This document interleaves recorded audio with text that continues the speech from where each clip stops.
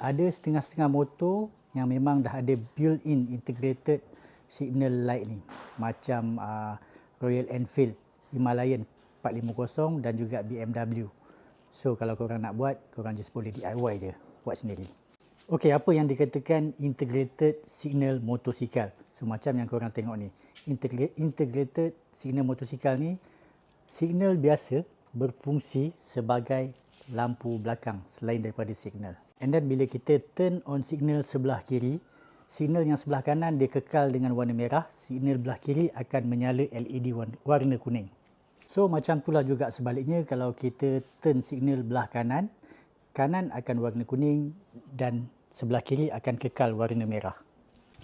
Okey, untuk buat integrated signal tail lamp ni, kita boleh juga jadikan dia sebagai lampu brake. Bila kita tekan brake, lampu merah ni dia akan menyala.